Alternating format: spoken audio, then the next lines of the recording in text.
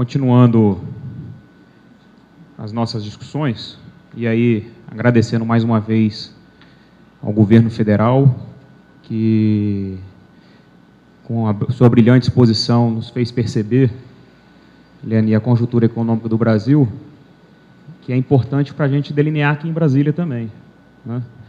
A gente vê que o governo federal está passando por uma série de ajustes aí.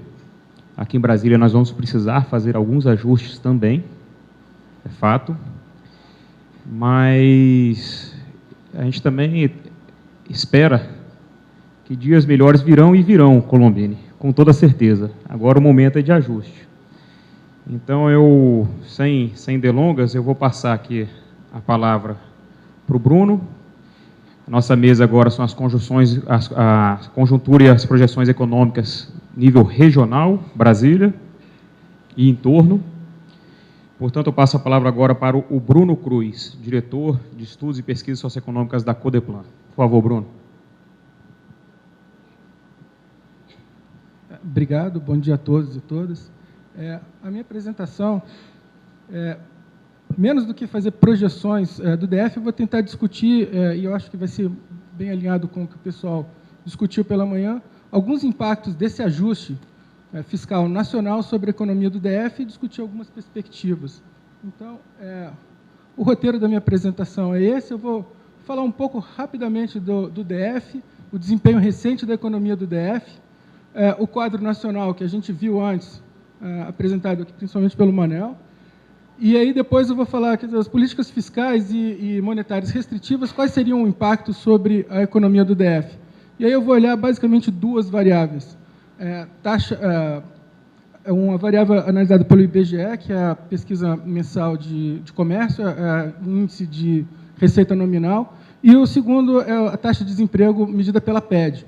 E aí o interessante é que essa pesquisa é feita, é uma parceria da Codeplan com o DIEESE e a Secretaria do Trabalho, e a vantagem dela é que ela tem uma série bastante longa e comparável ao longo do tempo. Eu fiz algumas simulações muito rápidas sobre impacto sobre consumo, que eu acho que é um trabalho que a gente pode e deve desenvolver na Codeplan, de construir modelos onde a gente possa fazer simulações mais consistentes desses impactos. Então, são algumas simulações muito simples, mas que eu acho que podem ser aprofundadas e a gente pode pensar para discutir depois. Eu vou falar também de algumas perspectivas que a gente pode pensar para o PPA, de círculos virtuosos, que é uma discussão que a gente já vem tendo ao longo do tempo, e possibilidades de financiamento, olhando o FCO e ações que vêm sendo tomadas em cursos, como também foi levantado na mesa anterior, sobre investimentos do BNDES. Então, bom, características do DF a gente já conhece, um PIB per capita muito elevado, quase 3 vezes a média nacional. Se vocês pegarem, por exemplo, pela POF, uma família, em média, no DF, gasta 60% a mais do que uma família no Brasil. Uma desigualdade alta, então os 10% mais ricos ganham mais ou menos 20 vezes do que os 40% mais pobres, e desigualdades regionais dentro do DF também. Só para a gente ter uma ideia, esse é um mapa da taxa de desemprego dentro do DF. Então, a gente tem 3 grupos. Tá, Joé? A gente tem 3 grupos. Esse primeiro grupo, a taxa de desemprego é 6%. Plano piloto, Lago Norte, Lago Sul, Sudoeste. A gente tem um segundo grupo, onde a taxa de desemprego, isso é março de 2005, atinge 10%, quase 11%. E um terceiro grupo na periferia, onde essa taxa de desemprego é quase 3 vezes a do grupo 1. Então, guardem esse número, que para frente eu vou fazer uma outra análise da evolução disso ao longo do tempo. Bom, desempenho recente da economia do DF. Esse é um índice também feito pela Codeplan, pelo Departamento de Contas. É um índice trimestral, e a gente tem aí anualizado para 2012, 2013 e 2014. Então, o que a gente teve no último ano foi uma queda maior da indústria, principalmente por conta da construção civil, um crescimento da agricultura, mas a agricultura tem uma participação pequena no PIB. Desculpa, Guilherme. Mas são os dados. E aqui a gente tem a taxa de crescimento total da economia. Okay? Abrindo para os demais setores, então a gente vê claramente esse impacto da construção civil, a queda da construção civil, Está aqui, essa queda de 2013 e 2014, e a gente já começa a observar uma queda em comércio e uma queda em serviços, a partir de 2014. Bom, esses são dados de pessoal ocupado também pela PED. A gente começa a ver também uma queda no número de postos de trabalho criados. A gente tem um probleminha aqui, em 2014 a série foi interrompida, mas quando a gente constata 2015, a gente já começa a ver queda do número de pessoas ocupadas. Okay? Bom, o cenário para o governo federal foi o que foi discutido antes, né? Então, a gente tem esses números, a gente vai ter um ajuste, uma perspectiva de crescimento de queda de quase 1% do PIB, com uma recuperação em 2016, 2017. Acho que outro ponto importante que a gente discutiu, e o Lúcio também colocou na mesa anterior, é o aumento do superávit primário e as consequências desse aumento para o Distrito Federal. Então, era esse ponto que eu queria agora discutir um pouco, quer dizer, qual seria a consequência desse ajuste em nível federal e também no nível local, né, sobre a economia do DF. E o que eu vou tentar fazer vai ser olhar os momentos, que também não foi combinado, o pessoal discutiu antes, que eram os momentos de ajuste de 98, 99, 2002, 2003. E aí a gente tem duas séries, como eu falei, a pesquisa mensal de comércio e a taxa de desemprego pela PED. Okay? Então, não sei se está dando para ver bem, mas a linha azul é a linha de tendência do crescimento desse índice de receita nominal no comércio. Tá? Onde está a cinza, essa área cinza, são esses momentos de ajuste. Então, o que a gente começa a ver, por exemplo, esse é Brasil, ok? Então, a gente vê que, nesse momento, aqui, a gente tem a linha vermelha muito abaixo da linha azul, indicando um impacto negativo no comércio. E depois, novamente, em 2009, 2010. E aí, quando a gente olha para o DF, a gente tem esse quadro, e aí também esse impacto grande, aqui 2003, 2004, e depois um outro momento da crise internacional em 2009. Comparando a diferença entre essa tendência e o que a gente observou, quer dizer, os desvios que a gente tem da tendência do Brasil e do Distrito Federal, a gente tem esse gráfico. Bom, o Distrito Federal está em vermelho e não é nenhuma perspectiva de projeção, mas é só a cor da série, e o azul, o Brasil. Então, por exemplo, quando a gente olha 2003, 2002, 2003, a gente tem que a economia do DF demora mais tempo que a economia nacional para recuperar no comércio.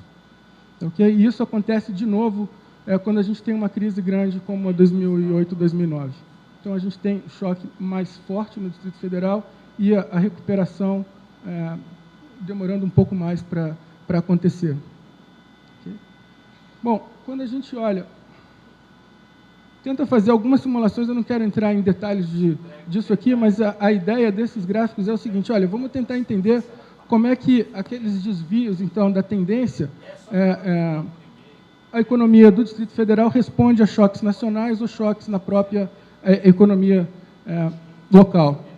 Então, esse primeiro quadro é um choque do Brasil para o próprio Brasil. Então, quando a gente tem um choque, aqui está positivo, mas é simétrico para quando é negativo, então demora 10 meses para esse choque no comércio se dissipar, mais ou menos 10 meses, e embaixo a gente tem um impacto sobre o Distrito Federal. E aí, de novo, a gente tem quase um ano para o comércio do Distrito Federal voltar ao nível da tendência. Okay? E aqui é um choque local, quer dizer, um choque na própria economia do Distrito Federal, qual é o impacto que tem no comércio. E aí isso demora mais ou menos 5 meses para a gente dissipar esse choque. Okay? Isso aqui também eu não quero entrar em detalhes, mas a ideia é entender quanto que a economia do Distrito Federal, as flutuações no comércio no Distrito Federal é explicado por choques nacionais. Então, a linha em vermelho aqui explica o quanto que choques nacionais importam para a flutuação do comércio aqui em Brasília. Okay? Então, a gente tem um valor de quase 30% das flutuações daquele desvio é explicada por variações nacionais. Então, a gente tem, de fato, quando a gente tem momentos de ajuste e de choque, a economia do Distrito Federal, de fato, é afetada. Okay? Então, esse é só um resumo do que eu já tinha dito. Então, demora praticamente 1 ano para se dissipar um choque nacional, e quando a gente tem um choque na própria economia do DF, demora 5 anos, e a gente chega a quase 35% das flutuações no comércio é explicada pelo desempenho nacional. E aí eu acho que é mais interessante quando a gente olha para a taxa de desemprego, e aí a vantagem é que a gente tem essa base da PED. Então, em vermelho, a gente tem o Distrito Federal, e aqui a gente tem uma série mais longa, desde 92. Okay? Então, esse primeiro ponto é 98, 99, 2002, 2003, e aqui 2008, 2009. E aí a gente vê o pico no desemprego que a gente observou em 98, de novo um pico em 2003, 2002, e um outro pico aqui em 2008 ou 2009. Okay? E isso aí é comparado com a região metropolitana de São Paulo, em azul. Tá? O que é interessante se vocês lembrarem aquele mapinha que eu coloquei daqueles grupos, né, é a gente olhar a taxa de desemprego, então, no Distrito Federal por grupos. Então, a gente olhar, o grupo 1 era Distrito Federal, o grupo 2 uma região intermediária e o grupo 3 a periferia. Então, quando a gente olha para essa decomposição do desemprego, a gente começa a observar, por exemplo, que a região 3, que é essa aqui, é a que sofre muito mais do que a região 1, por exemplo, que é o plano piloto, Lago Sul, Lago Norte. Então, essa ideia de que o Distrito Federal é imune a choques pela presença de muitos funcionários públicos, etc., é verdade quando a gente olha para quem mora quase na Suíça aqui, né? Que a gente tem um desemprego de 6%. A gente tem esse grupo 2, em verde, seriam pessoas que moram no Brasil de verdade, porque a gente está acompanhando, se a gente colocar aquela taxa de desemprego da região metropolitana de São Paulo, praticamente acompanha desse grupo 2, que é aqui em verde. A média do Distrito Federal é essa em vermelho, e tem um pessoal que mora na Grécia ou na Espanha, que é o pessoal que mora em grupo 3, que o desemprego chegou a atingir quase 30% em 98. Okay? Então, eu fiz o mesmo exercício que eu tinha feito para a pesquisa de comércio, e os resultados, eu não coloquei os gráficos, eu só coloquei um resumo do que acontece. Né? Então, no Distrito Federal, a gente tem um gráfico um pouco diferente, começa a subir, depois atinge um pico em 5 meses. Então, quando a gente tem um choque negativo, em 5 meses você tem um pico do desemprego, e a partir desse pico ele começa a cair e termina em 10 meses. Tá? Os choques locais do DF demoram 8 meses para terminar, e 25%, mais ou menos um quarto da variação do desemprego no DF é explicado pelo desemprego nacional. E aí eu acho que esse também é um ponto interessante para a gente, é olhar que no grupo 1, aquele plano piloto, Lago Sul, Lago Norte, praticamente não tem impacto de choques nacionais. O desemprego muda muito pouco quando a gente tem choques nacionais. E, mais ainda, o ajuste no grupo 1 é muito rápido, eu acho que era 3 meses, ou 3 meses. Né?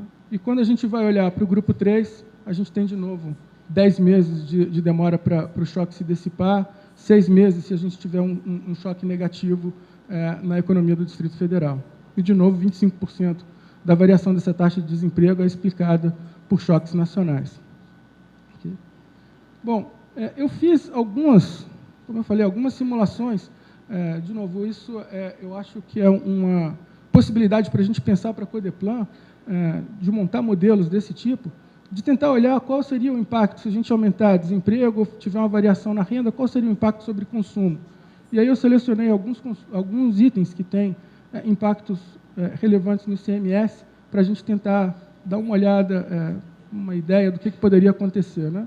Então, eu coloquei 2 cenários bastante arbitrários. Se a gente tiver um aumento do desemprego em todas as faixas de renda, com algum ganho real para as faixas mais baixas. Né? Então, seria por faixa de renda, aqui então, até 2 salários mínimos, 2 a 5, 5 a 10 e mais de 20. Okay? Então, teria um aumento de 6 pontos percentuais no desemprego para essa faixa e seguindo essa variação, e aqui o aumento da renda. Tá? Então, a gente teria um aumento de 3% na renda para até quem ganha 2 salários mínimos e uma queda para os mais ricos. O cenário 2 seria um aumento moderado do desemprego sem ganho real de renda. Então, a gente tem um aumento de 3 pontos percentuais no desemprego para as faixas para o pessoal mais pobre e um aumento pequeno para os mais ricos. Então, o que aconteceria isso? Está aí os dados. A gente teria um aumento de 4% do desemprego no cenário 1, um aumento de 2% do desemprego no cenário 2, e como é que ele estaria distribuído ao longo dos grupos seria dessa forma. De novo, um impacto desigual dentro da economia. Okay? E aqui eu coloquei alguns itens, utilizando a POF e a PIDAD, né, Pesquisa de Orçamento Familiar, e a PIDAD, do impacto que haveria sobre bebida, comunicações, combustíveis, eletricidades e veículos. Okay? Então, tem os números aqui, então, eu não vou entrar em detalhes dos números, era apenas para mostrar que eu acho que pode ser um tipo de modelo que a gente pode investir bastante, que a gente tem resultados bastante ricos, eu acho, para entender a dinâmica da economia local. Bom, eu tinha, não sei como eu estou de tempo, pode... Então, eu falei desses cenários de curto prazo, e eu tinha pensado também em entrar em alguma perspectiva da gente olhar um pouco um prazo mais longo, né? A gente criar círculos virtuosos, que é uma discussão que está iniciada dentro do governo e talvez ajude para o PPA. Então, existe um pesquisador muito interessante, esse cara Moretti, é um italiano que trabalha na Universidade da Califórnia. Ele tem uma tese que é a nova geografia do emprego. Ele diz o seguinte, olha, o que é importante é a gente tentar transformar conhecimento em riqueza. Então, o que a gente deveria tentar para uma economia a gente tem um conhecimento e esse conhecimento deveria transformar riqueza. De que forma? A gente tentar gerar processos e círculos virtuosos. Então, ele dá um exemplo muito interessante, que é essa cidade, Melon Park, que é onde está a sede do Facebook, e uma outra cidade da Califórnia também, chamada Visalia. Ele falou, olha, na década de 60, as duas cidades eram praticamente iguais, mas por decisão do dono do Facebook, eles se instalaram nessa Melon Park. E a dinâmica das duas cidades é completamente diferente. Taxa de criminalidade, número de pessoas, de escolaridade, a qualidade das escolas, e a divergência das duas cidades é bastante marcante. Então, o que ele argumenta? Olha, o que a gente pode tentar fazer para começar a iniciar esses círculos virtuosos é a gente tentar atrair mão de obra qualificada ou tentar atrair firmas que empreguem esse pessoal qualificado. São duas formas de você tentar atrair. Ou você atrai gente que quer trabalhar nisso, ou então empresas que vão fazer com que você contrate pessoas mais qualificadas. Bom, por que esses ciclos acabam sendo virtuosos? Imagina que você é um engenheiro especializado em jogo eletrônico de guerra. Se você estiver no Distrito Federal, provavelmente não vai ter uma empresa querendo te contratar. Mas se você estiver no Vale do Silício, provavelmente tem alguém procurando um engenheiro dessa qualificação. Então, quando você tem aglomeração de firmas que demandam mão de obra qualificada, as empresas acabam encontrando o tipo de mão de obra que elas querem e as pessoas são melhor remuneradas pelo fato de possuírem essa especialização.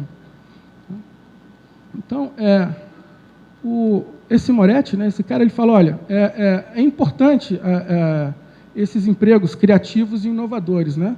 Eles são pequenos em número, mas eles possuem um multiplicador elevado. A ideia é que, se a gente contrata um engenheiro desse tipo, ele vai consumir e vai acabar gerando impacto sobre serviços não transacionáveis. A estimativa do Moretti é que, para cada emprego criado no setor inovador, você crie 5 empregos no setor de serviços não comercializáveis. Tem estimativas para o Brasil dizendo mais ou menos esse número. Tá, ok? Bom, isso é uma coisa a pensar. E, por último, que ele coloca da importância dessa geografia do emprego, é o seguinte, olha, o lugar onde você mora, às vezes, é mais importante do que o seu próprio currículo. Então, ele pega e fala o seguinte, olha, uma garçonete, se ela estiver em Detroit, que é uma cidade em decadência, ela vai ganhar mais ou menos do que uma pessoa que trabalha no Vale do Silício. Tá?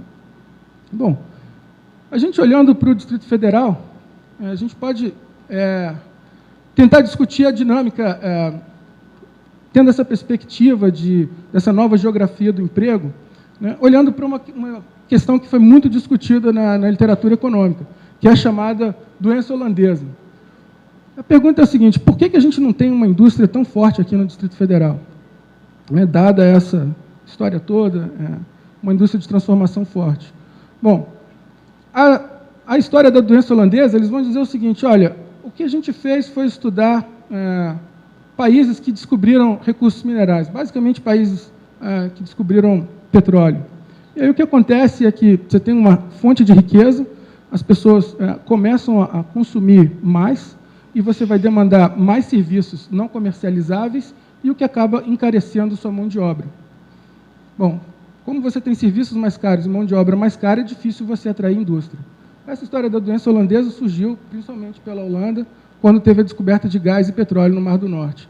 E aí a redução da indústria na participação do PIB da Holanda. Então, uma pergunta que a gente pode pensar, e aí pode deixar para o debate, né, se o DF seria um caso especial pela presença do setor público. O setor público seria essa riqueza que geraria e encareceria a mão de obra em serviços não comercializáveis. Bom, um outro ponto importante é o preço da terra, né, que, para equilibrar mercados, eu não vou entrar nesse debate. Um quadro, eu acho, positivo para a gente, de pensar nesses círculos virtuosos, é olhar para esse quadro aqui. Aqui também é um trabalho feito pela Codeplan, e aí mostrando que o Distrito Federal vem se consolidando como um polo atrator de gente qualificada. Tá? Então, esse é o quadro da migração em 2000 e 2010. Então, isso aqui é baixa qualificação, é quem tem até fundamental. O do meio é quem tem de fundamental a ensino médio, e alta qualificação é quem tem pelo menos nível superior.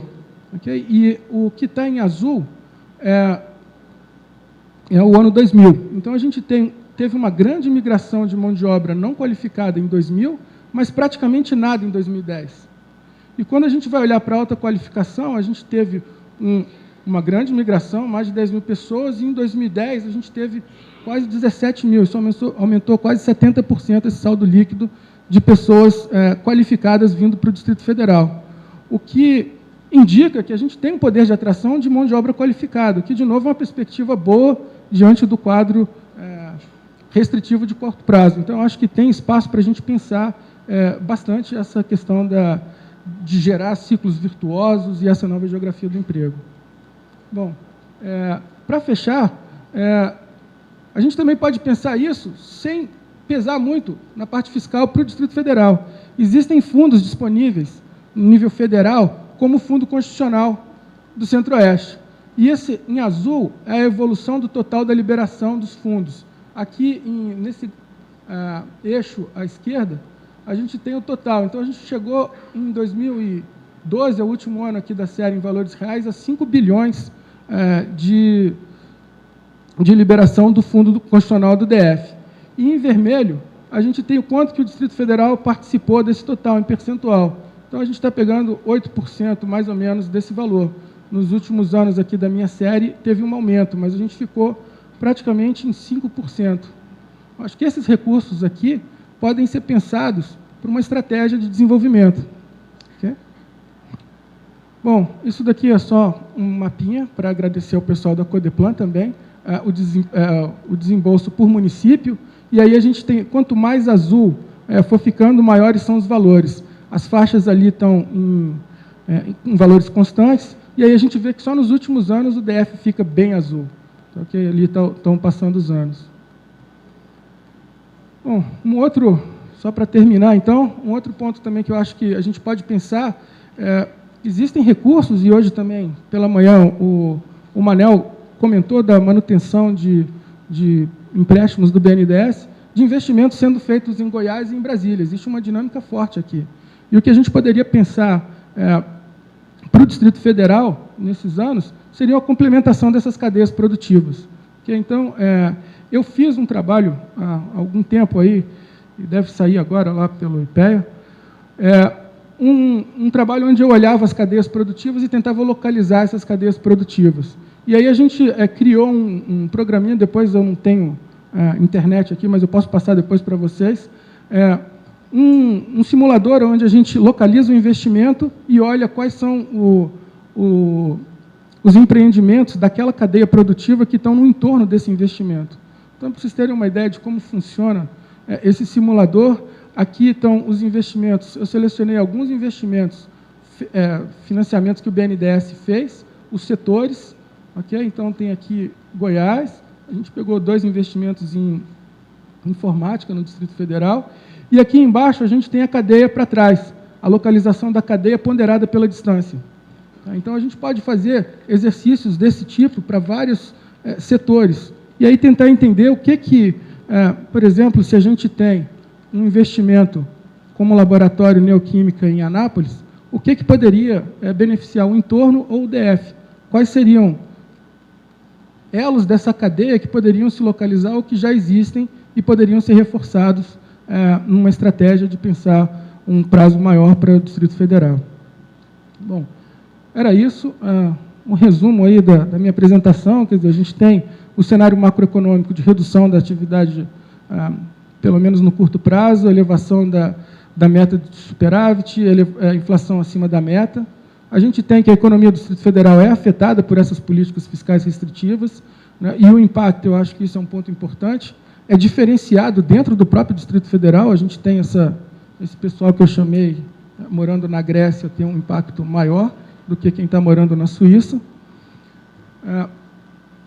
Eu acho que, olhando um prazo um pouco mais longo, a gente tem conseguido atrair mão de obra qualificada e existem recursos disponíveis, como o FCO e o BNDES, que não trariam impacto direto para as contas fiscais do GDF. Eu acho que isso poderiam ser instrumentos mobilizados para a gente pensar o Distrito Federal a mais longo prazo. E, por fim, eu vou deixar essa mensagem, quer dizer, eu mostrei aqueles cenários de consumo e a simulação das cadeias produtivas. Eu acho que é urgente a gente começar a pensar modelos para a gente entender melhor a dinâmica local. E é isso que eu acho que a gente vai tentar fazer na Codeplan, com a ajuda de todos, e a gente está aberto a contribuições e sugestões. Obrigado, então. Até logo.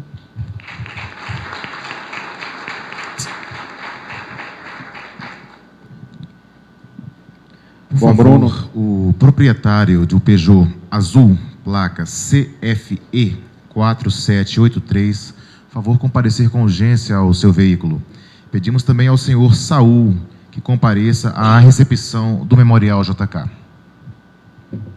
Bruno, parabéns. Codeplan, mais uma vez, dando show. É isso aí. Só queria fazer um pequeno à parte, que eu senti falta, Bruno, na sua exposição, do entorno. Eu vi que você colocou algumas questões, muito superficialmente, mas a gente acredita que não há como traçarmos um desenvolvimento econômico do Distrito Federal sem passar pelos municípios do entorno. O Tomé, que está aqui com a gente, se ele for pensar em mobilidade sem pensar nos municípios do entorno, a gente não vai estar pensando em mobilidade direito. O secretário de Saúde, se ele for calcular os leitos de UTI, pensando apenas na população do DF, ele vai errar mais uma vez, porque 40% dos nossos atendimentos na rede de saúde para o pessoal, os nossos irmãos que moram no entorno. E é dentro desse espírito que, inclusive, nós apoiamos o deputado Rosso agora no Congresso, numa apresentação, e aí, mais uma vez, o nosso visionário JK, no artigo 28 da lei que criou Brasília, lá atrás, já previu o entorno. Ou seja, é um visionário, de fato. E essa lei veio sendo recepcionada por todas as constituições, e, de fato, nós entramos com a DPF no Supremo a fim de fazer um resgate dos investimentos da União nos municípios do entorno. E vamos além. Apresentamos uma PEC, agora nos últimos 5 dias, criando a Zona Franca nesse território de 30 quilômetros, aos moldes de Manaus, do Distrito Federal. E a gente vive em Brasília uma situação diferenciada. É a única região metropolitana do Brasil que não fica no mesmo estado da sua capital. Se você pegar São Paulo, a região metropolitana está dentro de São Paulo, Porto Alegre, Belo Horizonte, Recife, idem. E aqui a gente tem esse desafio. Nosso comandante da PM que está aí, quando chega ali no entorno, ele tem que puxar o freio de mão do carro, porque, opa! Então, nós temos problemas de serviços públicos oferecidos pela particularidade do Distrito Federal.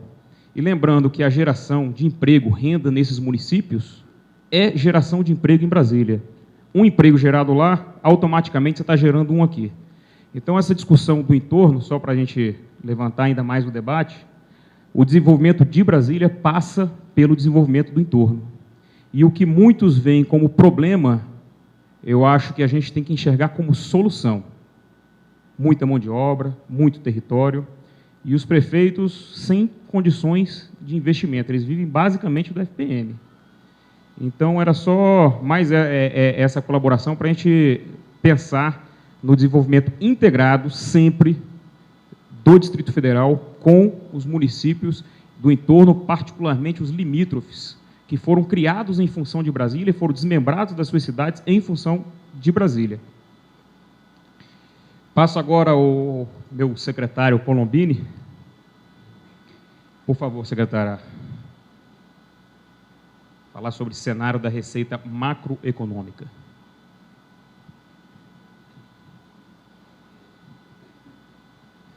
Bom, pessoal, boa tarde, bom dia mais uma vez. É lógico que quando a gente vai falar aqui de projeções, e a ideia nossa aqui é falar um pouquinho de projeções de receita, como é que nós estamos trabalhando e como é que isso vai influenciar, inclusive, está influenciando o nosso projeto de LDO, e eu vou fazer uma apresentação rápida de projeções e também de medidas que já tomamos e outras que são importantes e que nós anunciamos a semana passada. Eu quero dar uma reforçada em algumas delas aqui. Mas antes de eu entrar lá na projeção, que a gente vai falar em projeção 2015, na verdade 2016 e 2019, eu gostaria de falar aqui sobre alguns dados que eu acho que são importantes e que vai demonstrar para a gente quais são os nossos problemas macroeconômicos em termos de receita do governo do Distrito Federal. Eu tenho um comparativo aqui, daqui um pouquinho eu faço a comparação disso com a Lua, porque é importante até como informação para os senhores, porque muitas vezes a gente vê algumas informações em jornais e na imprensa e que distorce um pouquinho a nossa realidade. Então, para os senhores terem uma ideia, eu faço aqui um comparativo. Eu não projetei isso, não, eu vou só falar os números, e depois, se for necessário, a gente distribui algum material. Mas, para vocês terem ideia, eu estou fazendo aqui uma comparação de arrecadação da parte tributária do GDF no período janeiro-abril, comparado com o mesmo período de janeiro-abril de 2014. O ICMS, logicamente, é o nosso maior imposto, ele representa 49,2%, 50% praticamente da receita tributária do GDF. Nós arrecadamos de janeiro a abril 2,097. O ano passado, em 2014, nós arrecadamos 2,020. Isso dá um crescimento de 3,8%. Se você faz isso em termos reais, nós temos uma queda de 3,7% no ICMS.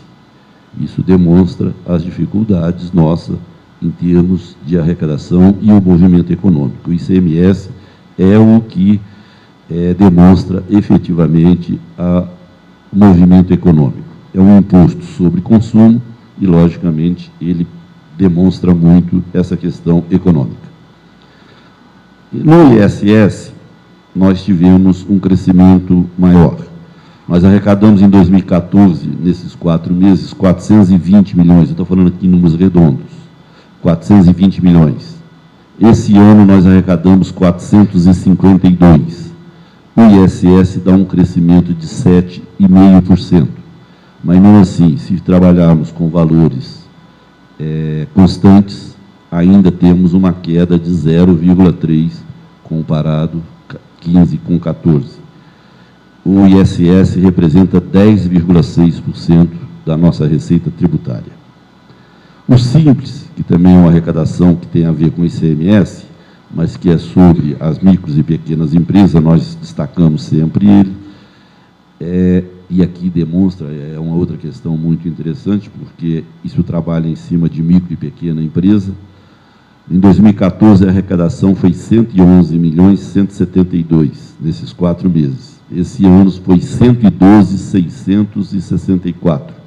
Dá um crescimento de 1,3%. Isso significa as dificuldades que estão passando as micro e pequenas empresas.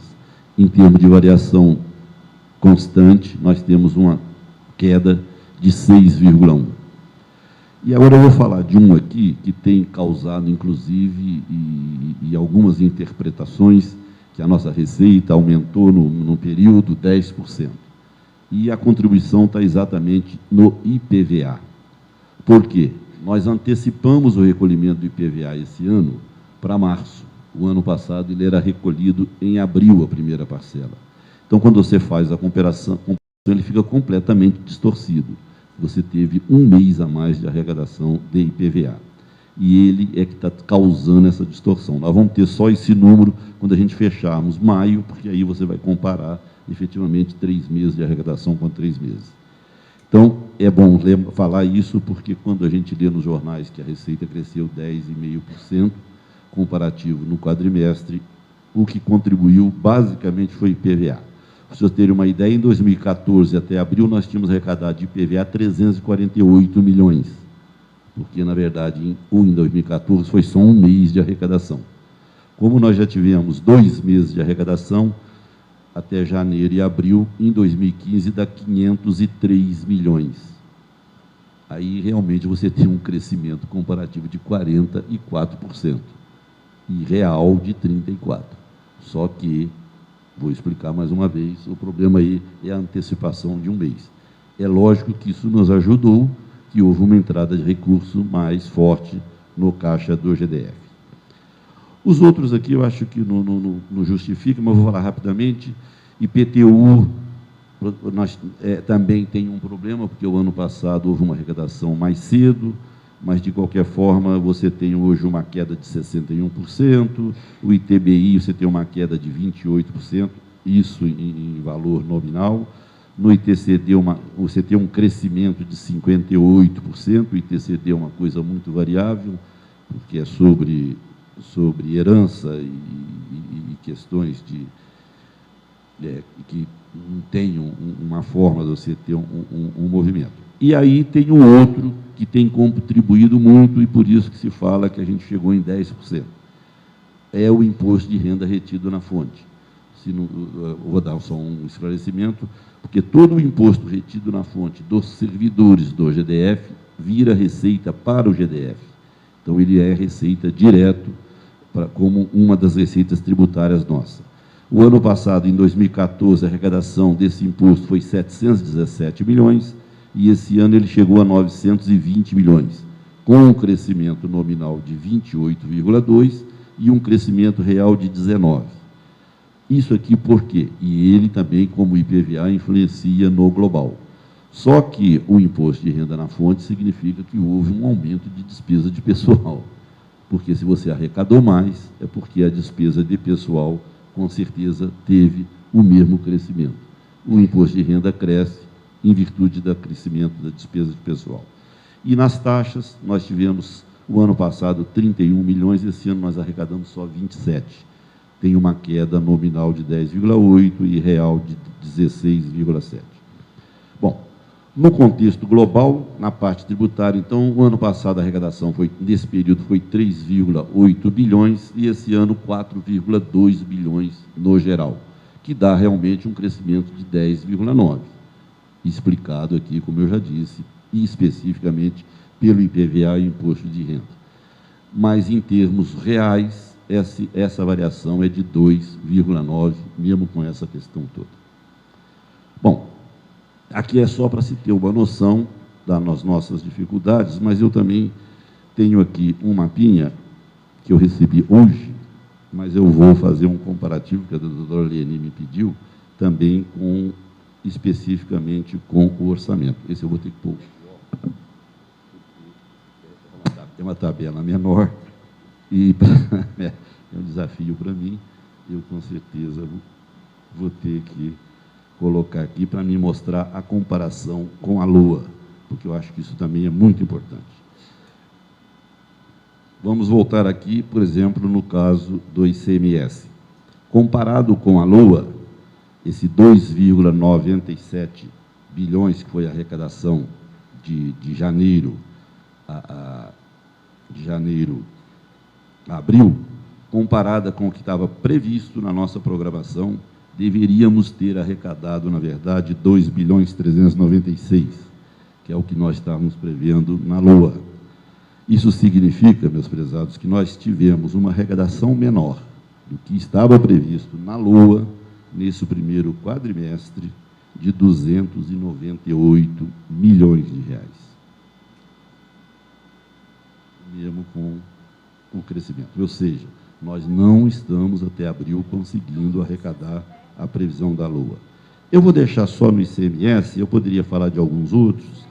O ICMS não, está positivo, 16 milhões, comparado com a Lua. O Simples está negativo, 3 milhões, 298 mil com o da Lua. O imposto de renda, em compensação, está 81 milhões maior do que o previsto na Lua. O IPVA, com toda essa arrecadação, mesmo assim, só está superior em 13 milhões à previsão da Lua, e por aí vai. O que interessa no total da arrecadação é que a programação de Lua, nós deveríamos ter arrecadado nessa área tributária 4 bilhões 590 milhões, e, na verdade, arrecadamos 4,406 milhões. Ou seja, nós temos, mesmo com esse incremento, inclusive do IPVA, nós temos 184 milhões menor do que a previsão da Lua para esse primeiro quadrimestre. Eu acho que esses são números importantes, já que nós estamos falando em perspectivas econômicas e financeiras. Eu acho que foi importante, eu não tinha colocado isso na apresentação, mas como nós fechamos esses números praticamente essa semana, eu achei melhor passar oficialmente para vocês esses números que têm saído na imprensa. Vamos agora falar especificamente de projeções. Problema da conjuntura econômica e as projeções que nós estamos fazendo de receita para o período 2016 a 2019. Aí eu tenho que passar. Esqueci. Então, a nível regional, nós estamos trabalhando, então, projeção de receitas tributárias 2016-2019. Esse foi o documento que nós apresentamos para a elaboração da LDO e também que vai valer como números para o PPA. Eu depois vou acrescentar algumas informações a esses números, que é o que nós estamos trabalhando, para que eles sofram algum tipo de influência nesses anos dessas projeções. Bom, aqui eu vou repetir o que já foi falado aqui. Quando você faz uma projeção para anos seguintes, logicamente, a base é o crescimento do PIB. E foi aquilo que eu disse no início. 2015, a previsão é de queda de um PIB 0,5%. Isso é tirado do relatório Focus do Banco Central. Não está muito diferente dos que já foram apresentados aqui, porque as fontes normalmente são as mesmas. Para 2016, a previsão de um crescimento de 1,12%. No mapa do pessoal do governo federal, aqui eles falam em 1,3%, quer dizer, não é nada muito diferente. 2017, 2,04%, 2018, 2,38%, 2019, 2,35%. O problema da inflação, a gente trabalhou com o IGPDI, esse ano 6,89%, 2016, 5,44%, 5,16%, 5,03% e 4,82%. E o INPC também, que influencia, tem alguns itens de receita nossa, ele influencia. Nós trabalhamos com 7,95 a previsão desse ano, 5,46 para 2016, 5,27, 5,13, 5,3. O IGPDI médio para a deflação de valores correntes é um instrumento que a gente usa quando faz a projeção de receita da forma que ele deve ser feito. Muito bem. Então, aí nós temos os números das projeções de receitas para 2016, 2017, 18 e 19. A base sempre o 2015, e esses são os números que nós estamos trabalhando e que foi encaminhado para fazer parte da LDO, e, com certeza, vamos trabalhá-los no PPA. O ICMS, a gente está prevendo 7.715 para 2016, 8.484 para 2017, 9.267 para 18 e 10.093 para 2019. O ISS está ali, 1.500 esse ano, 1.617 e tal. Eu não vou ficar lendo todos os números, que eles estão ali no quadro. Isso aqui, a base para se chegar nesses números, são aqueles indicadores que nós colocamos na frente. Demonstramos ali, trabalhamos com o crescimento do PIB e também a parte inflacionária.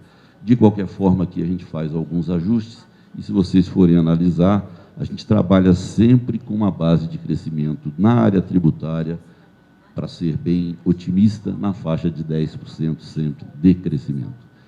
A não ser de 2015 para 2016, tem anos aqui que talvez até dê um pouquinho mais do que 10%, considerando que nós vamos ter um crescimento econômico. Mas a média aqui é na faixa de 10%. Bom, é lógico que isso são projeções que nós trabalhamos e que vai trazer realmente algumas dificuldades para a elaboração do nossa LDO e principalmente da lei orçamentária para 2016. Aí eu vou apresentar algumas coisas e que normalmente ainda não estão previstas nessas projeções. Ali nós fizemos projeções com base no crescimento de PIB e inflação. Mas, então, eu vou apresentar algumas medidas que nós já tomamos, que já estão concretizadas, e outras que estão em andamento, que eu acho que é importante os senhores tomarem conhecimento. Algumas medidas para que a gente tenha aumento de receita no GDF. Nós já aprovamos na Assembleia Legislativa, através da Lei 5452 de 2015, um aumento dos atuais alíquotas do IPVA em 0,5%. Era 3%, e passamos ela para 3,5% para veículos de passeio e para 2,5% para motocicletas, que era 2%. Nós fizemos um reajuste na alíquota do ITBI, que é o Imposto sobre Transmissão de Bens Imóveis, de 2% para 3%. E fizemos um aumento de ICMS na gasolina de 25% para 28% e no diesel de 12% para 15%. Aqui eu não pus o que a gente fez para compensar isso, mas nós estamos encaminhando agora para a Assembleia, para a Câmara Legislativa. Na verdade, encaminhamos junto com esses projetos, que foram algumas reduções, como no álcool, que a gente estaria reduzindo a alíquota de 25%, que é a alíquota hoje, para 19%, para incentivar o consumo de álcool, que é produzido no Brasil, favorecia a nossa economia de uma forma geral.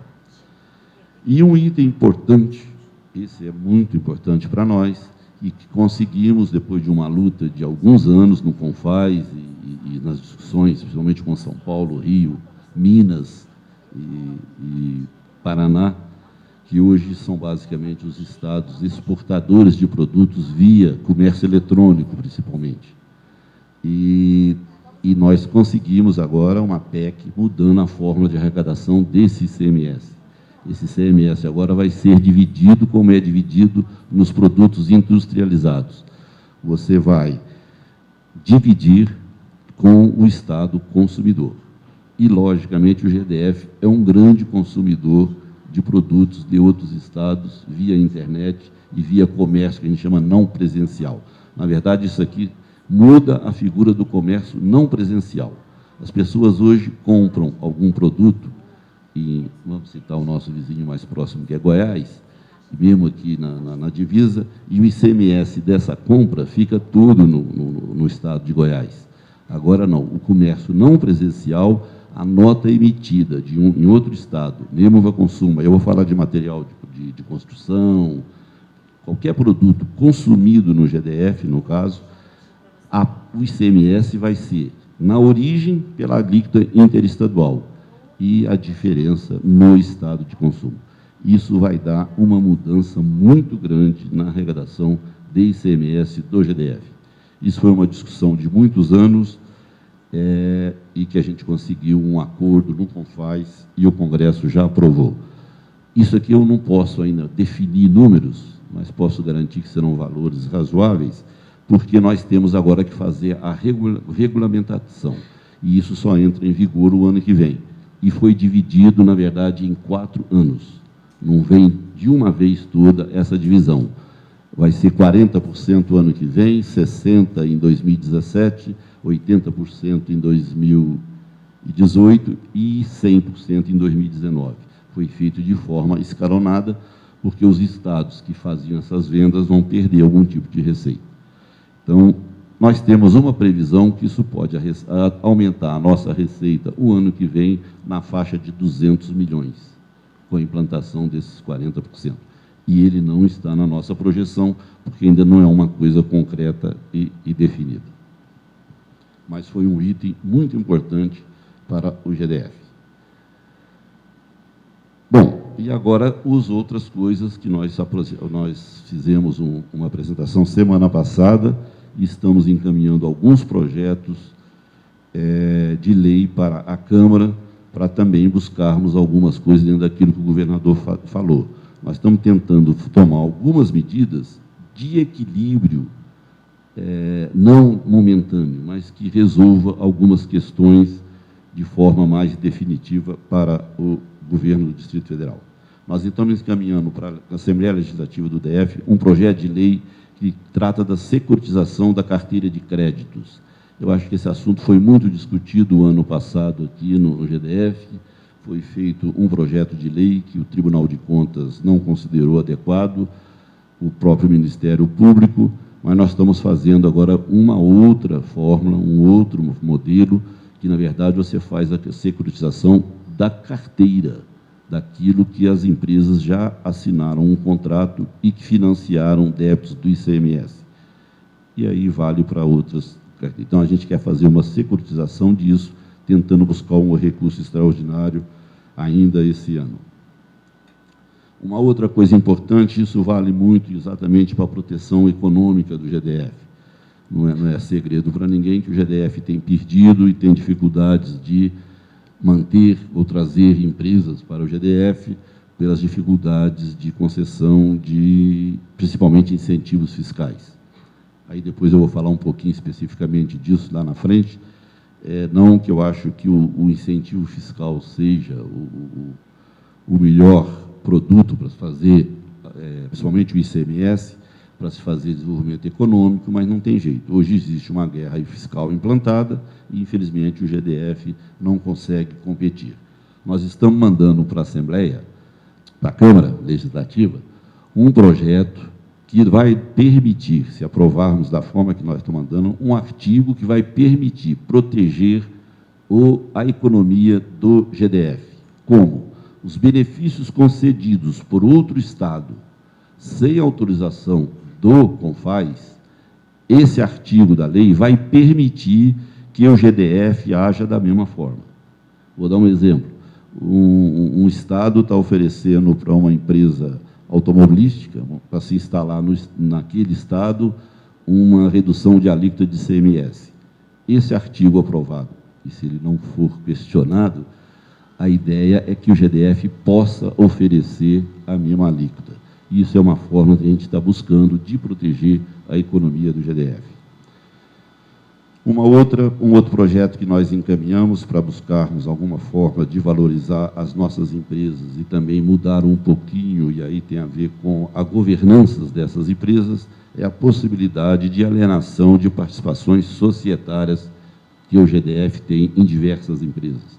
O GDF hoje tem de 12 a 15 empresas no total, e a participação é quase que integral do GDF. A ideia nossa é fazer uma cessão de parte dessas participações sem perder o controle acionário, mas que isso gere recurso para o GDF, mas principalmente melhore também a governança dessas empresas.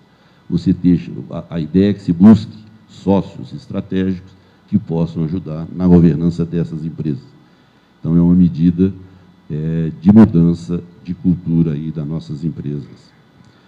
Mandamos de novo, e aqui é uma discussão que vai de novo acontecer, que é o reajuste da taxa do lixo.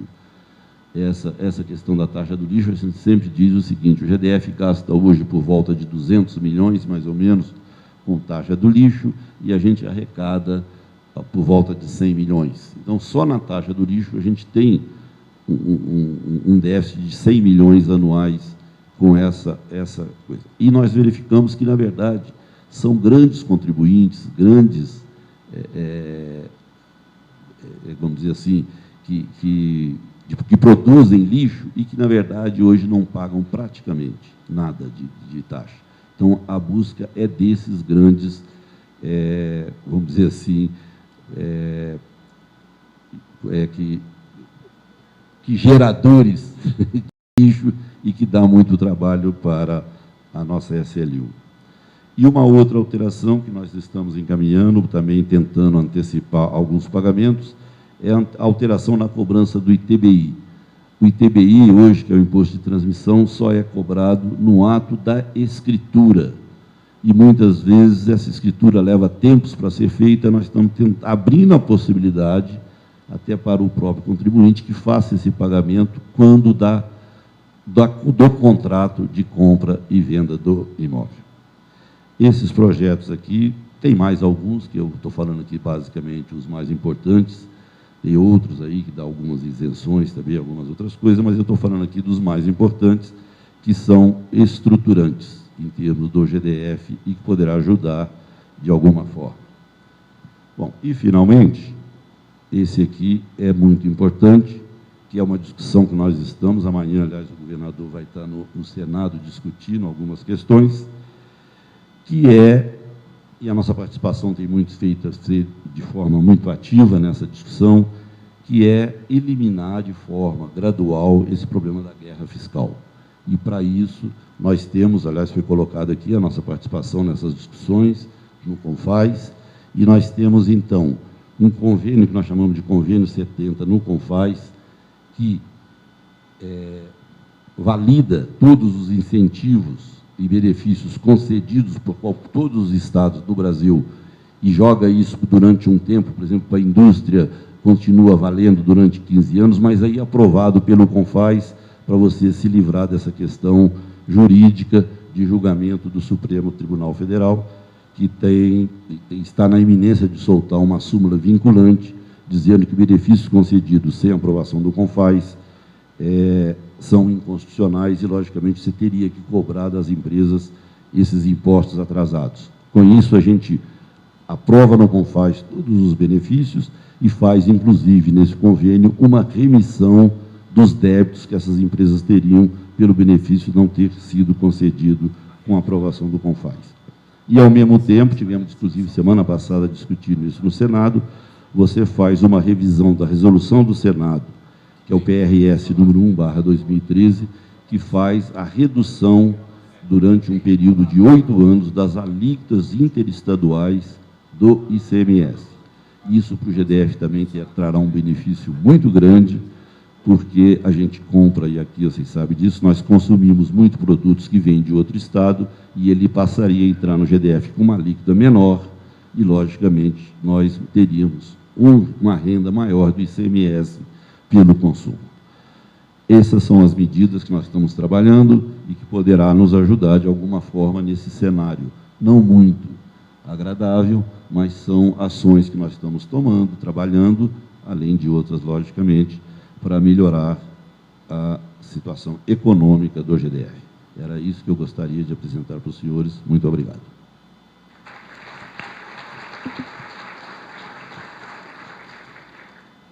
Obrigado, secretário Colombini. Só para registrar, secretário Colombini, 92% de tudo aquilo que nós consumimos vem de fora de Brasília. Olha a importância do ICMS agora com essa aprovação do CONFAS. Então, isso aí, com certeza, vão ser volumes vultosos, viu, secretário, que vão entrar nos cofres públicos. Parabéns. E com essas medidas a gente vai, se não acabando, mas nós vamos minimizando a guerra fiscal, que é importante para o nosso desenvolvimento. Passando agora a palavra para a secretária Leani. Ah, você esqueceu, Colombini? Mais um detalhe? Então, calma aí, voltando para ele. Na verdade, a gente tinha combinado, eu não estava previsto eu falar disso aqui, não, mas a Leani está pedindo para que eu fale. Está ali. Se eu passar, vai entrar essa outra parte? Está aqui. Bom, aí já que a gente falou de receita só, aí a gente tem que mostrar para vocês também a situação da Lei de Diretrizes Orçamentárias que foi encaminhada para a Câmara Legislativa na última sexta-feira. Aqui é um comparativo de toda a receita prevista para o ano de 2016, 17 e 18, que é o prazo da Lei de Diretriz Orçamentária, com a receita total, com as receitas primárias, com a despesa total, o resultado primário e o resultado nominal. E também a consolidação das dívidas, da dívida pública consolidada e a dívida consolidada líquida. São informações que foram na LDO e nós resolvemos também mostrar para os senhores. Vamos falar de 2016. Em termos de valor corrente, nós estamos prevendo uma receita total de 29,967. Aqui eu vou aproveitar para falar uma coisa que é importante também que os senhores fiquem sabendo. Tendo em vista o crescimento, o não crescimento econômico, nós vamos ter um problema muito sério no Fundo Constitucional no ano de 2016. Acho que a gente não deveria deixar de falar isso aqui. E aqui, logicamente, a gente está trabalhando com essa hipótese.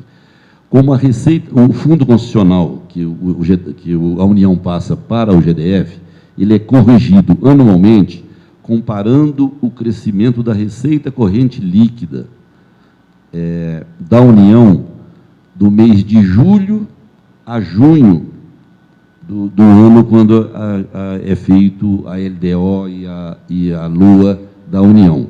Ou seja, nós estamos comparando a receita corrente líquida da União no período de julho de 14 a junho de 2015, com o período de julho de 13 com 14. Bom, infelizmente, pelas projeções que nós temos, e está inclusive na LDO da União, essa receita corrente líquida vai ser negativa o crescimento. Parece que na faixa de 4,3%, se não me lembro bem. Isso significa que o nosso Fundo Constitucional, o ano que vem, teria uma redução, ao invés de crescer, de entre 500 e 600 milhões. E, logicamente, nessas projeções, isso está considerado.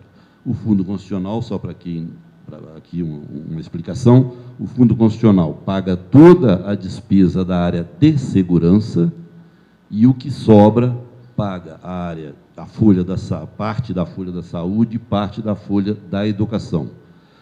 Ele reduzindo, ele vindo menor o ano que vem, significa que vai continuar pagando toda a folha e toda a despesa da área de segurança, mas a sobra que vai ficar para pagamento da saúde e educação vai ser menor.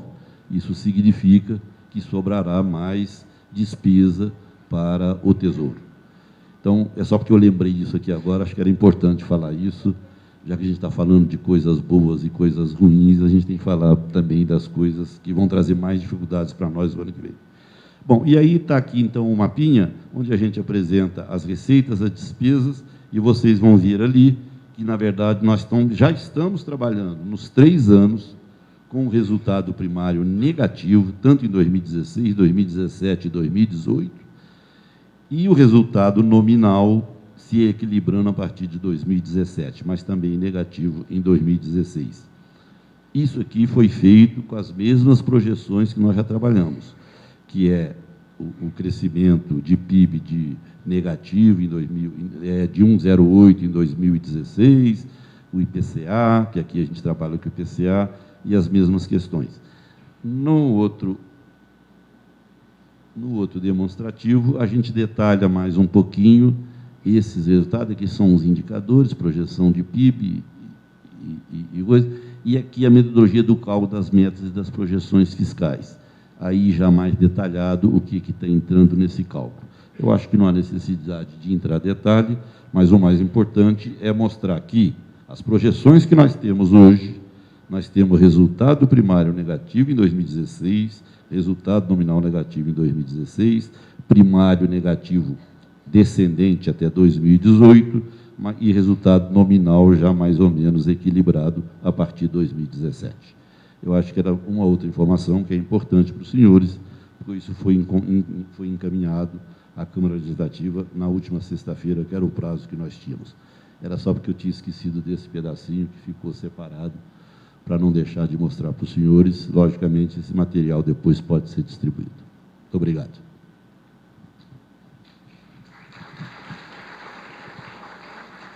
Agora sim, Leni. Vamos lá. Está dizendo aqui para o Colombinha, a gente não quer bater palma para ele, não, porque depois de notícia ruim a gente tem que...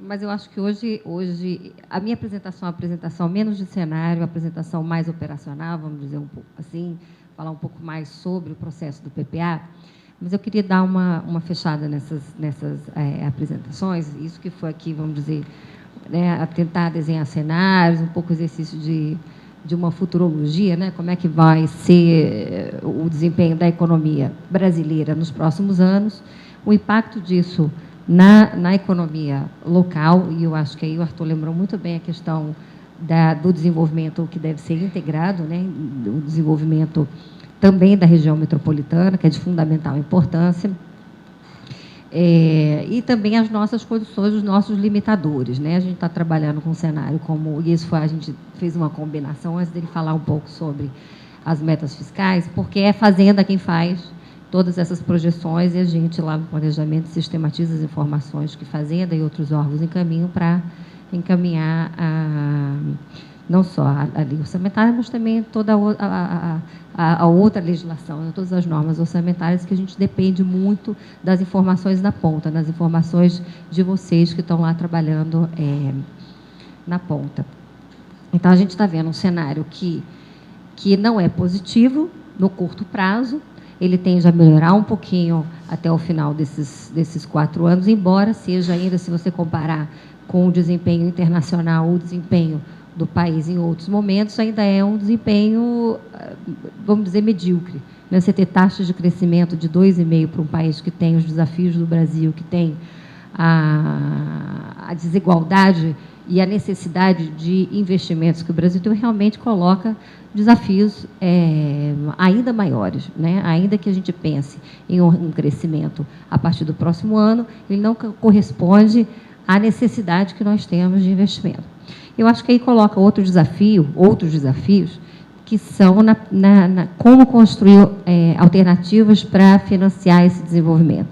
Né? Até uma forma clássica que a gente tem, que o país se utilizou até pouco tempo, é o investimento direto, muita dificuldade de atração de investimento internacional pelos nossos gargalos de segurança jurídica, gargalos também na área de infraestrutura, especialmente, e de educação, de qualificação de mão de obra.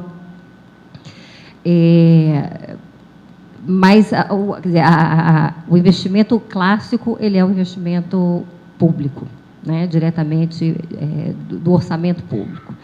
E nós aqui temos um desafio, que é, com essa projeção de cenário para esse ano, para o próximo ano, de redução de investimentos diretos, como é que nós vamos encontrar espaço para financiar todas as ações que são importantes para o desenvolvimento do DF e para se criar, para se prover o DF de infraestrutura, seja nas áreas duras, né, de mobilidade, ou na área ou de infraestrutura, ou nas áreas sociais, e eu falo aqui especificamente de saúde e educação, que também tem uma demanda muito grande por investimentos na Sul, nos seus equipamentos, né, uma recuperação dos seus equipamentos.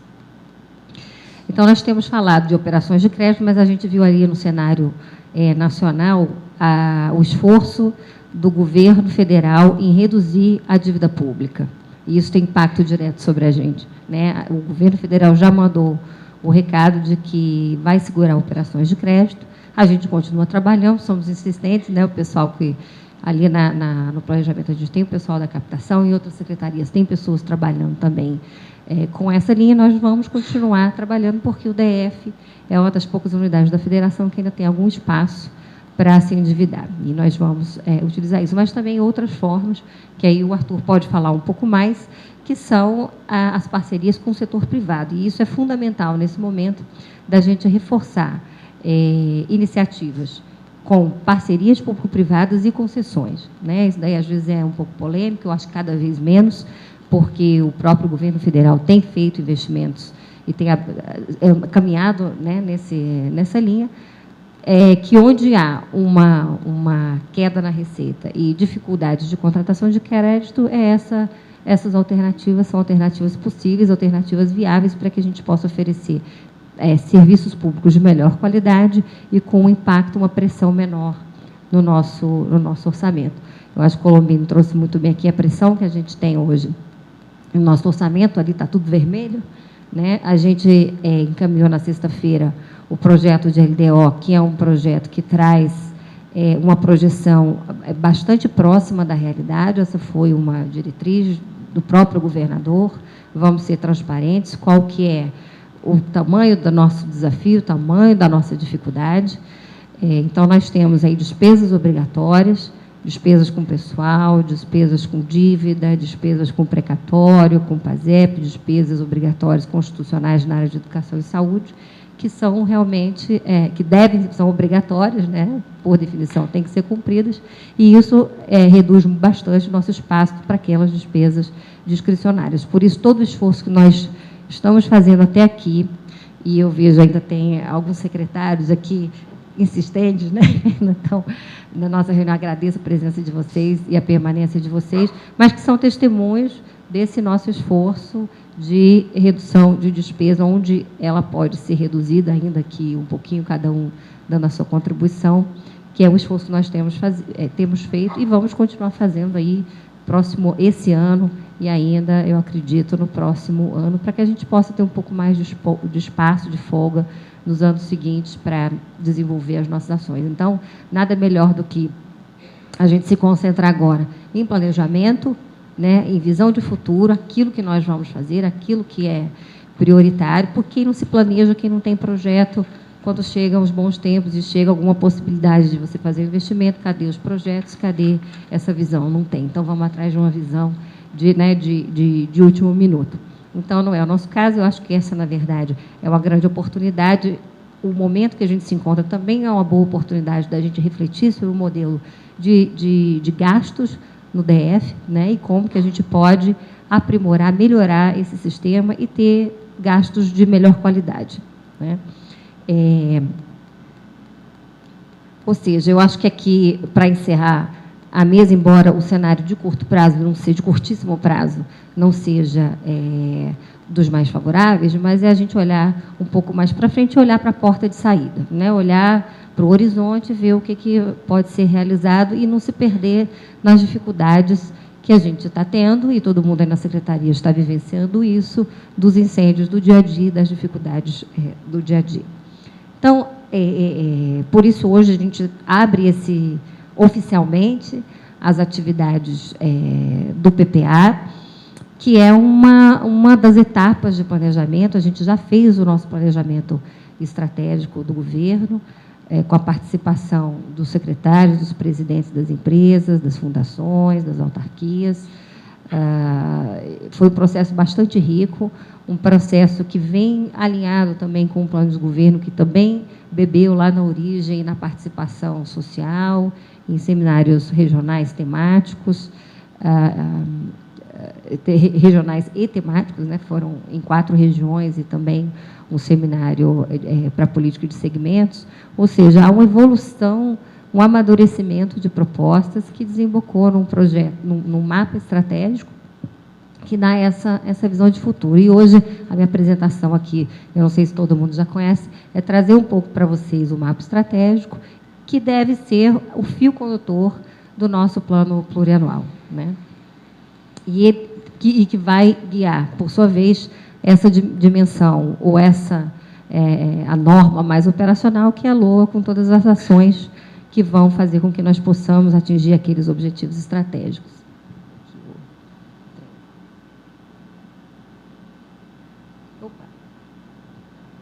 Bom, nós temos aí, então, o pessoal que está mais envolvido já sabe disso, o último mês foi o mês de avaliação do último PPA. Né? Então, os agentes de planejamento já trabalharam nisso, ou estão finalizando essa etapa. Hoje a gente abre com esse seminário de cenários de conjuntura e projeções, e que eu espero que a gente possa ter outros seminários como esse, para que a gente possa também debater com o setor produtivo, com movimentos sociais, políticas e diretrizes para o nosso, que enriqueçam o nosso debate sobre PPA. Esse próximo mês, nós teremos reuniões aí de grupo, né, equipe lá da Suplan, que o subsecretário Zé Aguimar está aqui presente, toda a equipe está presente. Então, vai haver essas reuniões temáticas com cada uma das unidades orçamentárias, e nós vamos encaminhar o projeto de lei, então, no dia 31 de julho, já que nosso prazo pela lei orgânica é 1º de agosto. E que, na verdade, assim, o PPA ele é muito criticado, na verdade, né, como uma não peça de planejamento, porque todas as dificuldades de se, num primeiro ano, de se organizar e de se estabelecer aqueles critérios que vão ser os balizadores de um governo, isso não é nenhuma novidade, isso, no plano, estou falando de uma discussão do plano federal, inclusive em outros estados.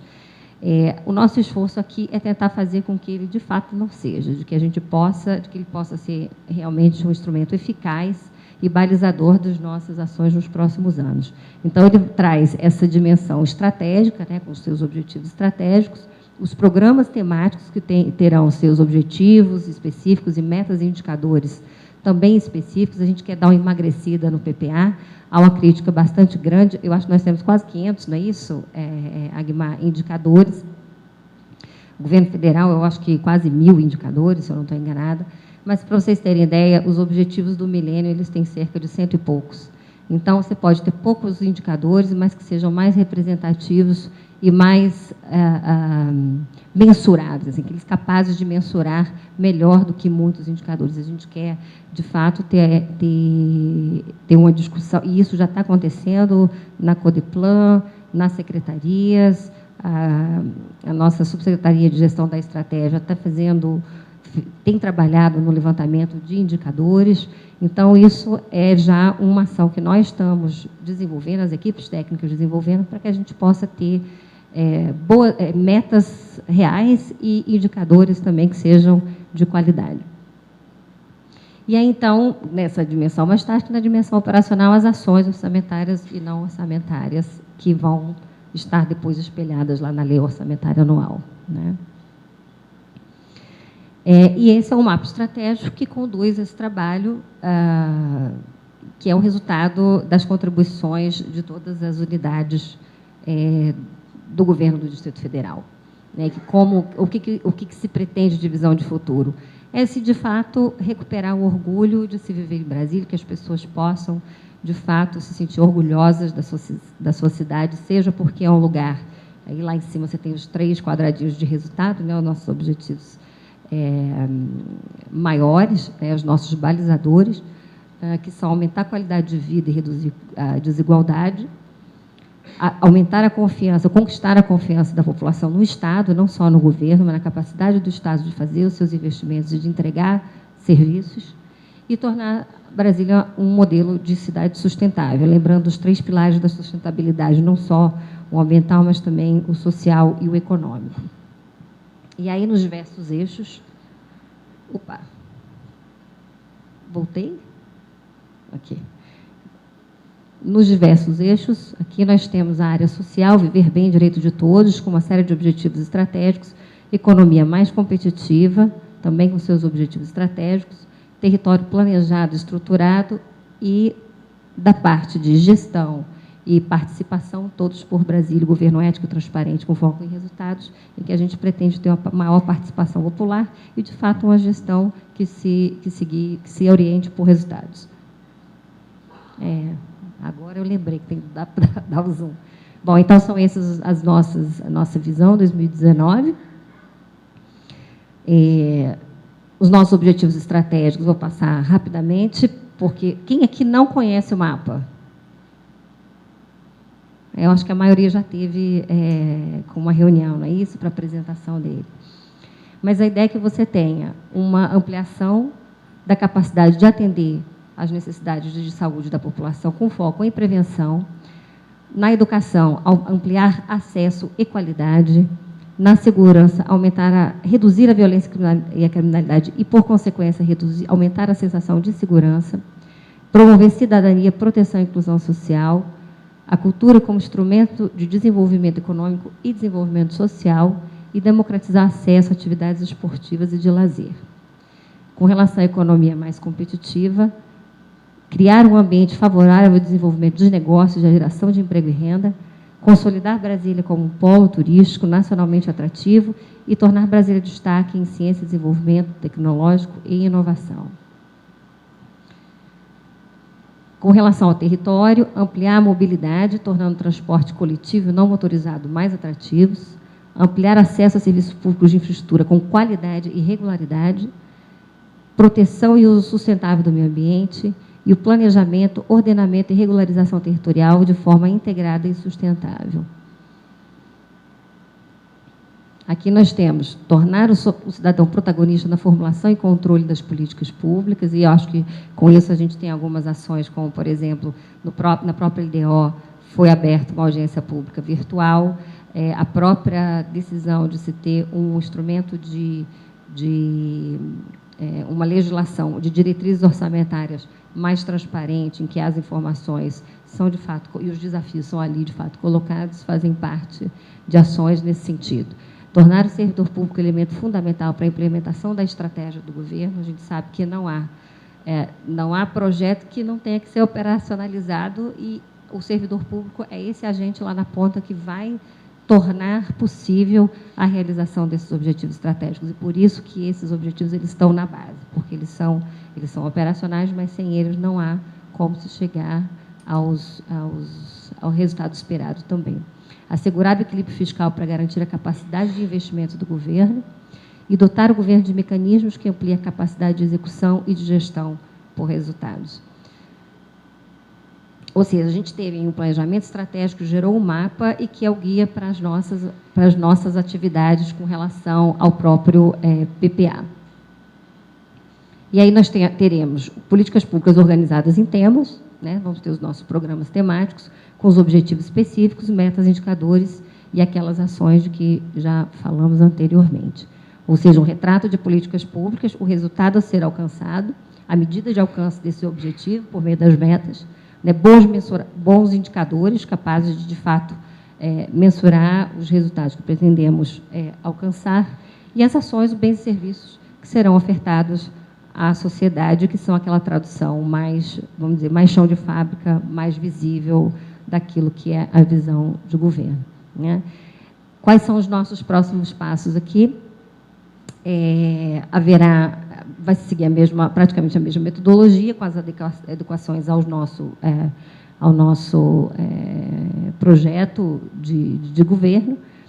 Serão realizadas reuniões por área para orientação em relação ao plano.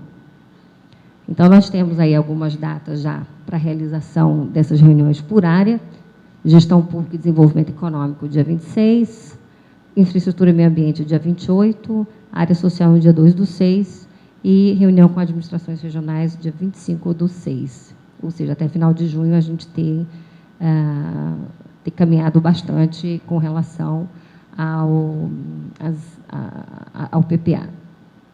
Isso não impede que a gente haja, inclusive, numa discussão sobre isso, de incorporar, haverá ainda audiência pública, ou incorporar novos modelos, né, em que o próprio governador mostrou interesse em participar por meio de uma interação mais direta com a sociedade. Era isso, eu acho que era passar um recado também de como que a coisa vai caminhar daqui para frente. Agradecer a todo mundo, eu acho que os palestrantes do CICEM estão aqui, o Cláudio e o Manuel, pela participação deles, aos organizadores, a Codeplan, a Subsecretaria de planejamento, a Subsecretaria de Gestão da Estratégia, as assessorias de comunicação, que eu acho que trabalharam bastante para que a gente pudesse ter um bom evento. Muito obrigada.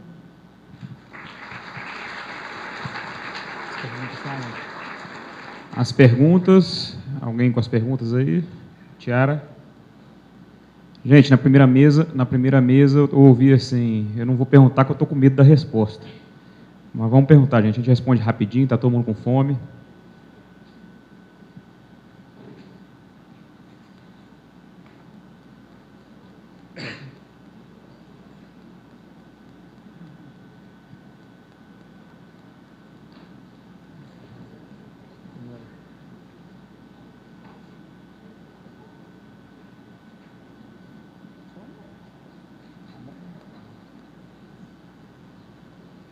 Bom, gente, a pergunta: as medidas do governo de Brasília são baseadas no aumento de impostos, arrecadação nos serviços públicos.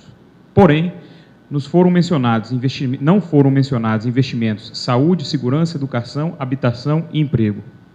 Eu desconheço qualquer economia crescer com aumento de impostos, taxa de juros elevados, salários reduzidos ou benefícios reduzidos. Vejo o que está acontecendo, tudo ao contrário do que aprendemos na academia. Pode explicar, se possível?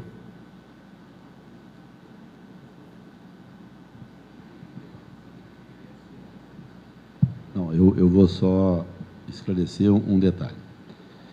Na verdade, você tem, nessa primeira necessidade de um Estado, é fazer o seu equilíbrio fiscal. Então, tem diversas fórmulas de equilíbrio fiscal. Logicamente, uma delas pode ser com incremento de receita. Mas eu gostaria de dizer o seguinte: aquilo que nós fizemos em termos de mudança de impostos, principalmente, nós tentamos fazer um nivelamento com todos os estados do Brasil. É que o GDF sempre teve, em alguns produtos, alíquotas menores do que todos os estados. E eu colocaria, inclusive, o estado vizinho, onde nós estamos dentro dele, Goiás. Por exemplo, as alterações que nós fizemos no IPVA, no combustível, nós fizemos ainda menor do que é cobrado no estado vizinho. A questão... E eu também concordo, talvez não seja boa medida você fazer aumento de impostos. Eu acho que você tem, hoje, que reduzir a carga. O problema é que, quando você discute isso em termos federais e muito no CONFAS, você não consegue fazer redução. Quando você fizer a redução da alíquota interestadual, por exemplo, do ICMS, isso trará benefício na redução de imposto.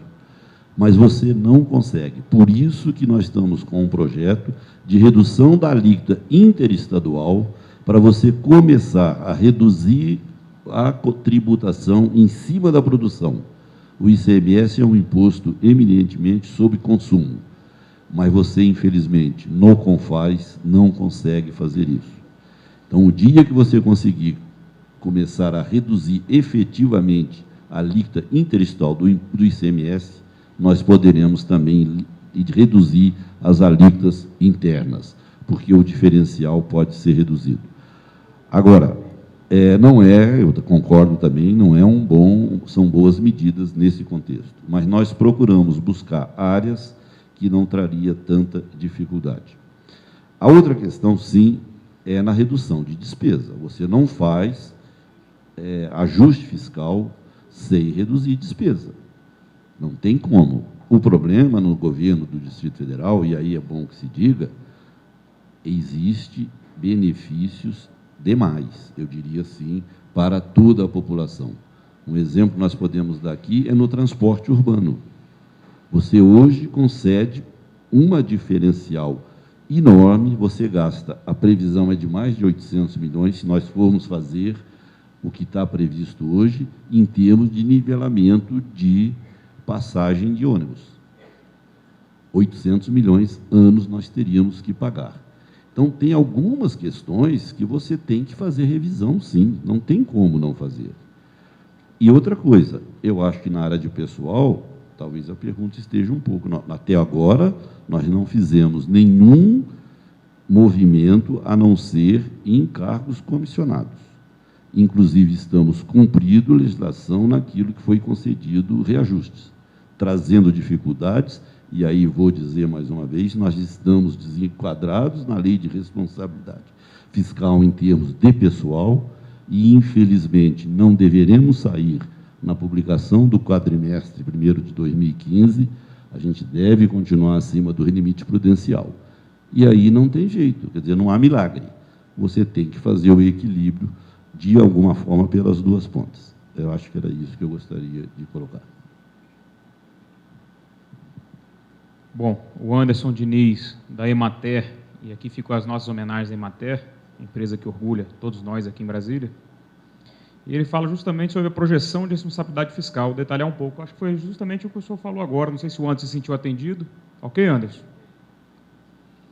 Mais alguma pergunta? Alguém? Pode ser no microfone mesmo, não precisa escrever não. Alguém quer fazer pergunta? Pois não. Falando demais.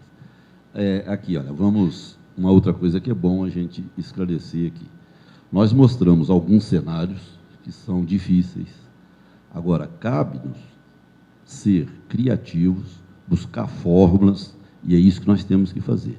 Por isso que planejamento é fundamental. É em cima disso aqui que nós precisamos trabalhar e buscar fórmulas. Nós não podemos achar que nós estamos no fim do mundo, não. Nós temos oportunidades, nós temos outras oportunidades, querendo ou não, o Distrito Federal, Brasília, tem potenciais muito grandes. Eu acho que nós temos formas de buscar, alguns exemplos foi dado aqui, por exemplo, o FCO, que é o Fundo de Desenvolvimento da região Centro-Oeste, nós estamos já começando um movimento, precisamos trabalhar muito nisso, isso praticamente está paralisado, a gente fica dependendo, às vezes, do Banco do Brasil, nós estamos começando um movimento nesse sentido, nós temos que buscar realmente fazer desenvolvimento econômico, e eu acho que isso está dentro das nossas perspectivas.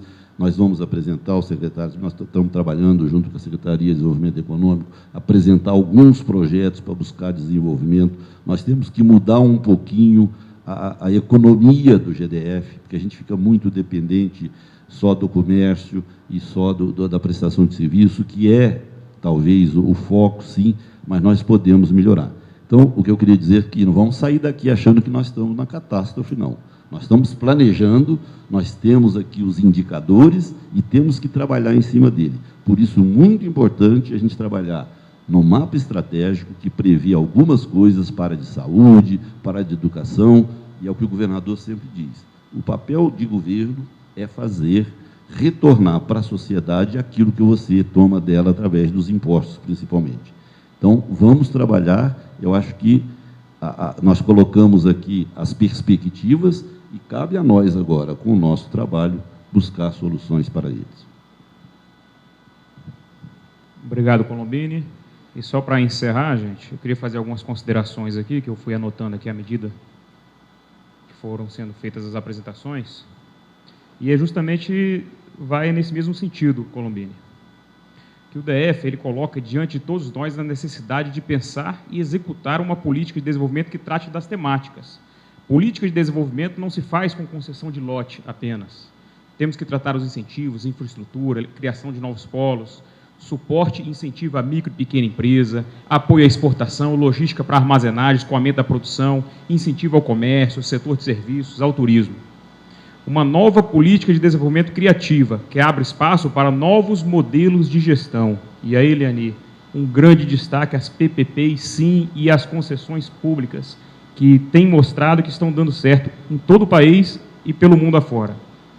Uma política de desenvolvimento moderna, que deve superar o foco restrito à concessão diária, como eu disse a vocês, uma política além desse limite, que lance mão de ferramentas modernas já em cursos em outras unidades da federação, no governo federal e em outros países. Que alavanque o setor produtivo em suas competências e melhore o ambiente de negócios. Que aponte para a retomada dos investimentos produtivos, tema de urgência na agenda do DF regional e nacional. Nestes aspectos, precisamos ser ousados, inovadores e até agressivos na capacidade de pensar e fazer. Queremos todos os órgãos do governo discutindo exaustivamente os pontos de apoio, os gargalos, os entraves, mas, sobretudo, as soluções ajustadas para o desenvolvimento econômico e social da nossa cidade. Uma política de desenvolvimento produtiva à altura da capital do Brasil, do 7º PIB do mundo, para abrir novas ofertas de emprego, renda e de atrair negócios que sejam capazes de promover a transferência de tecnologia. Essa preocupação, essa ideia, enfim, esse debate que estamos aqui fazendo, não pode ser apenas do governo. Vamos levar a toda a sociedade. Essa é a tônica, diálogo e participação. E, Leani, o PPA é um dos principais instrumentos da nossa política de desenvolvimento produtivo do DF. Dessa forma, o governo e a sociedade, pensando e agindo para fazer de Brasília um lugar ainda melhor para se trabalhar, produzir e dar qualidade de vida às atuais e futuras gerações. Nada melhor do que debater a atual conjuntura econômica e seus reflexos, como acabamos de fazer, para balizar novos tempos e políticas de desenvolvimento da nossa cidade. E aí, eu queria agradecer aqui, Leani, a Secretaria de Planejamento, sempre disposta a ouvir as demandas, fazendo o papel dela muito bem feito, e cumprimentar em nome do Caio, nosso subsecretário, o Agmar, que estão aqui, pessoas, e juntamente os demais servidores da Secretaria de Planejamento, Orçamento e Gestão, da Secretaria de Fazenda, da Codeplan, motivo de orgulho para todos nós, mais uma vez. Agradecer aqui ao subsecretário Apolinário, que tem, na Secretaria, conduzido muito bem as discussões da nova política econômica para o Distrito Federal, em nome de quem eu cumprimento os demais servidores da Secretaria de Economia e Desenvolvimento.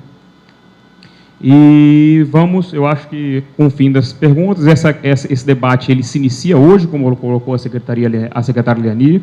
Ainda virão audiências públicas, novos debates, existe o e-mail da Secretaria, o Facebook, o Zap, tudo, onde as sugestões todas estão sendo enviadas e muitas delas já estão sendo aceitas e compreendidas na nova formatação, na nova visão da política de desenvolvimento do Distrito Federal. Política essa que estamos carentes há anos, há décadas em Brasília.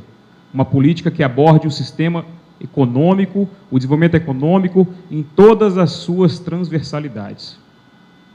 Eu acho que é isso, então eu declaro encerrado aqui, agradeço a presença de todos e um bom almoço e uma boa semana para vocês.